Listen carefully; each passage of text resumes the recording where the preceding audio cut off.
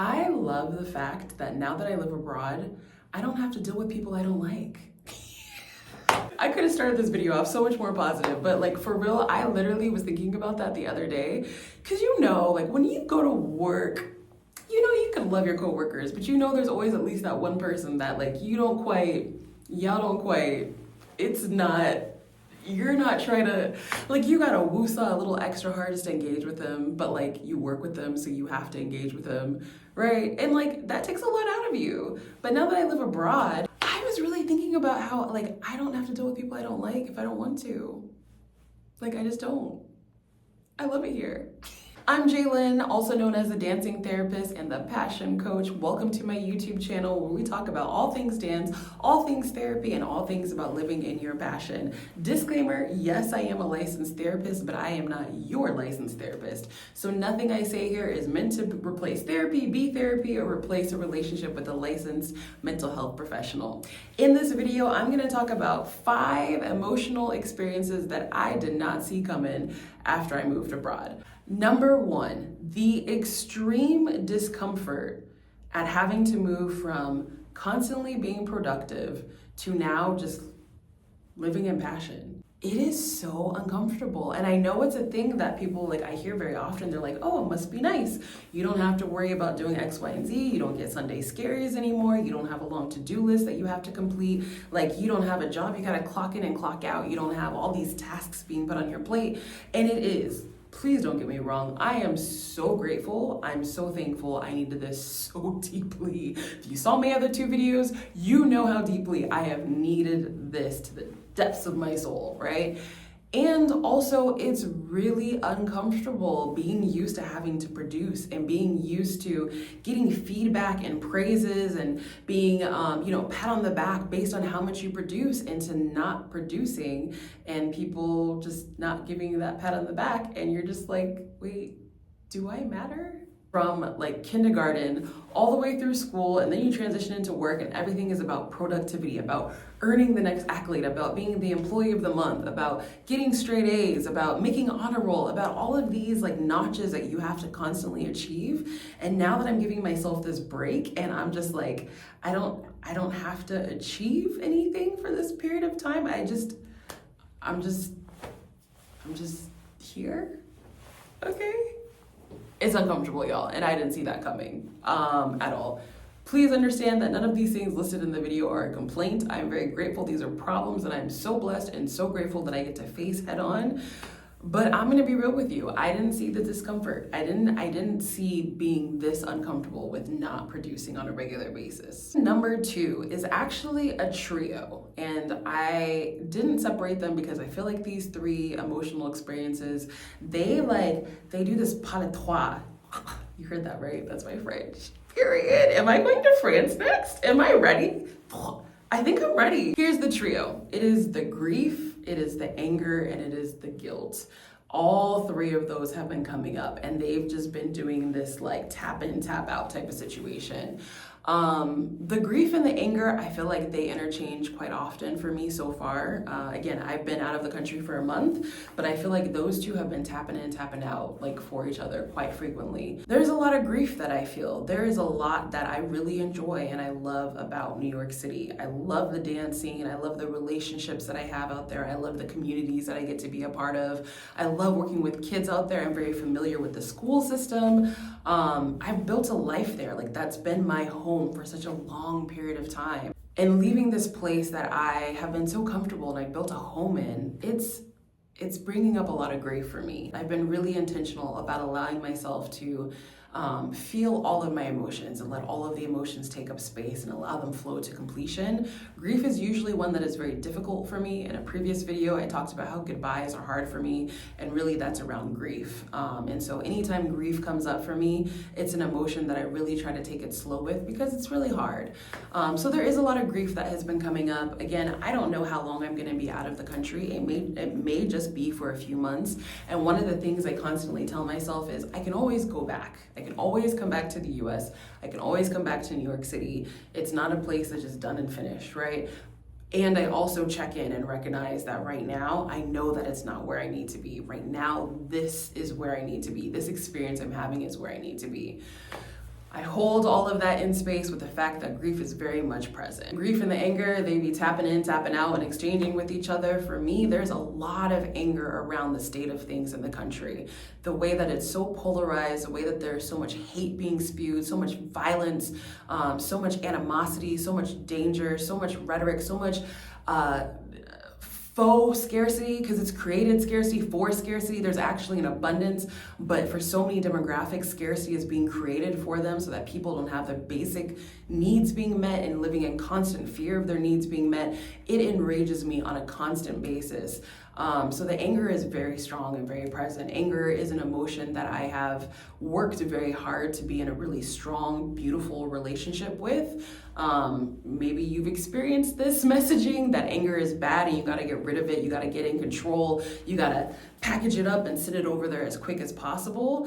But I actually have come to a place with the help of a lot of different resources and a lot of different supports, and being in a place with anger where anger is our bodyguard. Anger comes up when we recognize that something wrong is happening to us and something needs to change.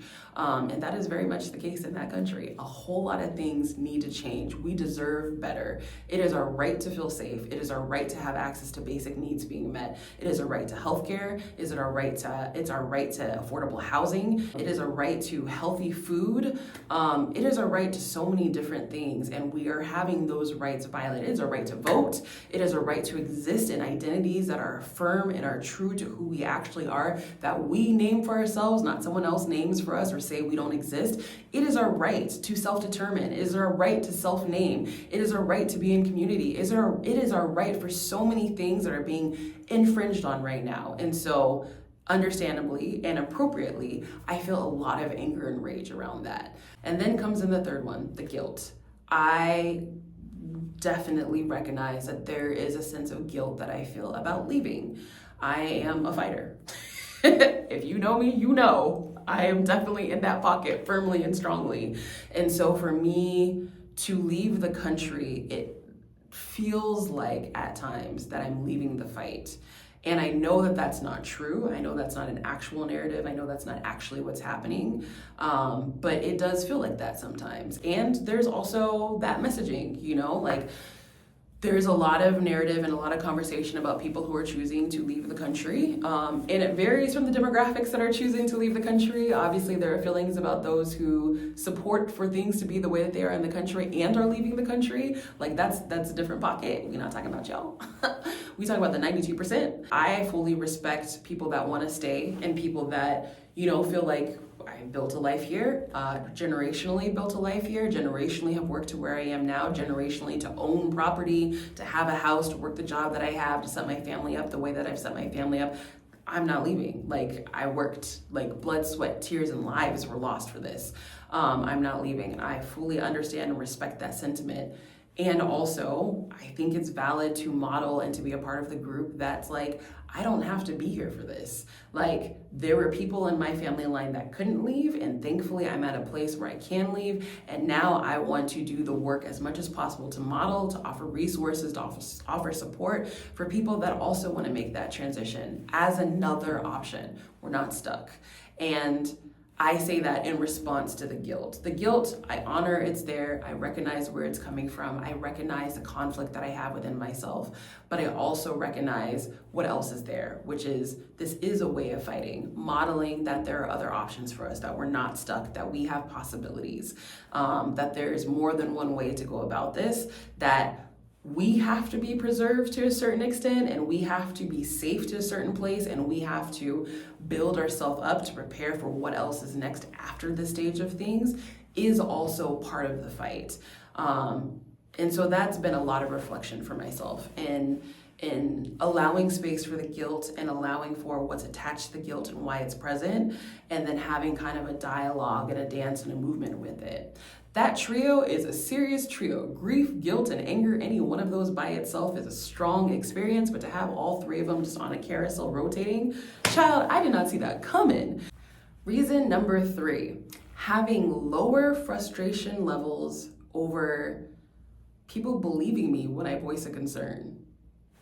Like, I recently have realized to what extent I have to gear myself up to voice a concern and prepare myself for the level of fight that I believe I'm gonna have to have. Well, I have had to have when living in the US, just for someone to take it seriously, and then how I have to keep following up, keep following up, keep following it through, keep wording it, keep rephrasing, keep making a case for it to be, treated and dealt with in order for it to actually be handled and fixed. Constantly having to do that in the US based on my identities, based what I look like, based at where society places me in terms of mattering and worth. Being here, I'm like floored. Perfect example, in my Airbnb that I'm staying at now, this is Airbnb number 2 for my stay in Ghana right now. I was sleeping on the mattress, and the first night I was like, ooh, my body is kind of sinking and this doesn't feel good, and I could feel the wood underneath it. And I was like, okay. And then in my mind, instead of immediately voicing my concern, I just was like, it's a mattress. That's like a big thing to fix. Like, I just assumed it wouldn't be addressed. I just assumed it wouldn't be taken care of. And so I was like, okay, maybe my body will get used to it. Maybe I can try putting like these like cushions underneath my hip here, and I can try to sleep this way, and eventually my body will get used to it. Fast forward 4 days, and my back was like, I dare you to keep your mouth closed about this mattress. It was painful to sit, it was painful to stand, it was painful to walk. My back was like, I am about to go out and I'm about to fully crash out if you don't open your mouth and say something. And I was like, oh, cool. And then my knees were like, yeah, what she said. And then my hips were like, and I got both of their backs, so try to keep your mouth closed. So I finally opened my mouth. I sent a message to the co-host of the Airbnb. Within an hour, they brought a brand new mattress. Just like that, a brand new mattress. I've been sleeping gloriously ever since. I've been sleeping like, I don't even know, you can't say a newborn because newborns don't sleep.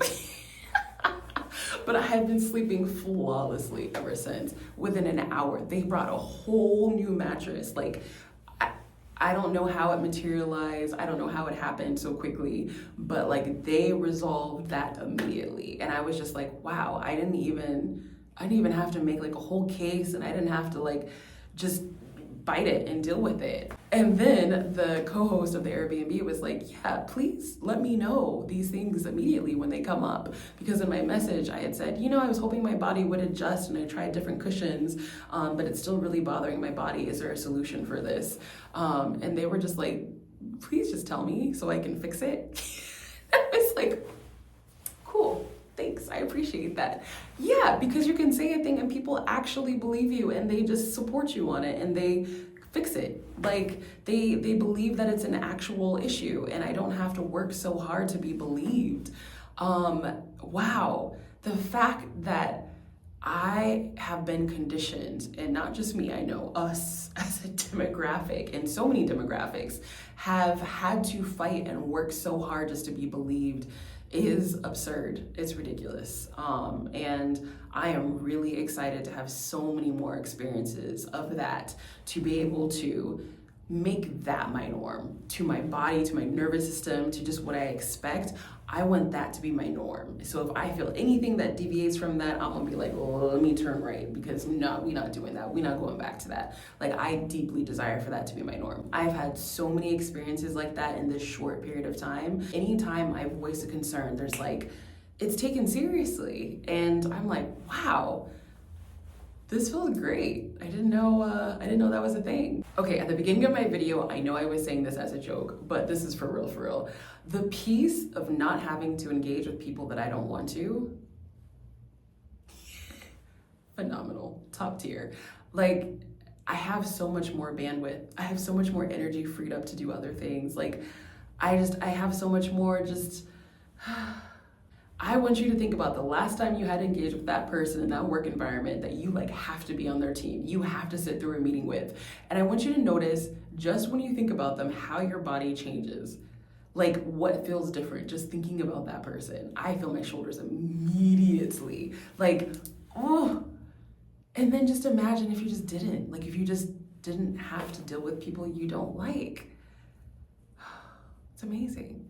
And especially now, like working for myself, like I'm just full entrepreneur right now. I only work with people I like. Like I love the people I get to work with. Like it's amazing here. And I just, if there's someone I come across that I don't particularly click with, then I don't have to. I don't have to deal with them. You know, I'm in the process of meeting new people and slowly building community. And it's really kind of cool that I get to take my time and really navigate that and really kind of gauge, like, do we align in worldviews and values? Like, do we have these certain things in common that I really look for in a person that I spend time with? Is there a level of like accountability and honesty and transparency that we also align on? Like I get to take my time and evaluate on that. And if it's not there, well, I wish you all the best. But I don't have to deal with it. I love that for me. Like that is such a novel thing. And it's not at all to say like, I don't have a tolerance for people that I disagree with, or I don't have a tolerance with people that don't have attributes that I don't like. No, it's a matter of the vast majority of our time as an adult adulting in the US is spent in the work environment, 40 hours a week, let's be honest. It's closer to 50 to 60 for some, even more for different industries, right? And if you're like me, you might work more than one income driving activity, whether it's, you know, a side hustle, 2 full-time jobs, multiple part-time jobs, and a full-time job. There's a whole different ways to splice it. I've done all of the above. We spend a lot of time at work, and like we're forced to because cost of living is so high and the push for productivity. And sometimes these work environments are not the healthiest. And we end up working with people that are moving in ways that we don't like. I know I definitely didn't. And we're kind of forced in those environments because we got to pay rent, we got to keep the lights on, we got to keep food on the table. And so now making this transition where the cost of living is so much lower and therefore the amount of income I have to bring in is so much lower, I have just so many more options with who I get to spend time with and who I don't want to. Y'all, it's amazing. I love it. Like I literally was just sitting and was thinking like, wow, that's really cool. I don't have to. Number 5 is the push and pull to hurry up and to be in community. It takes time to build meaningful, true, deep, vulnerable relationships where you find people that actually align on the things that are important to you.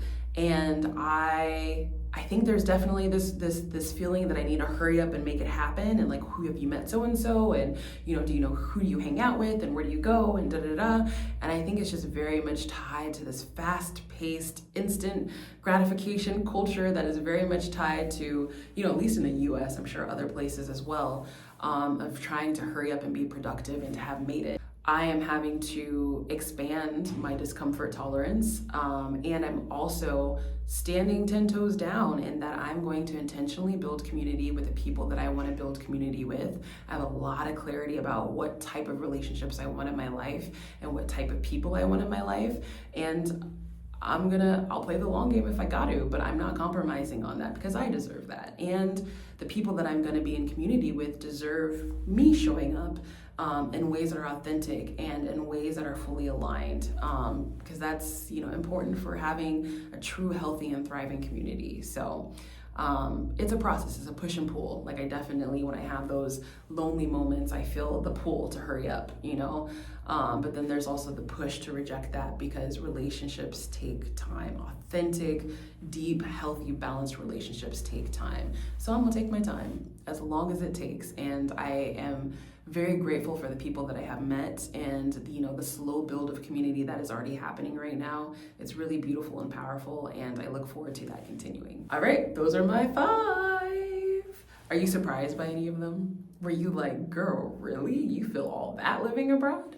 Are there any ones that you feel like, oh, I thought she would have listed this on the list? I'd love to hear. Please make sure you like, you comment, and you share. In the description right down there. Oh yeah, see, that's the like, the share, the button, all those. Use those. And then in the description, I also put in a link to sign up for my email list. I would love to stay in contact with you. I have a lot of really cool things that are cooking, and I want you to be the first to find out about it. So please make sure you sign up for my email list, and I will see you in the next video.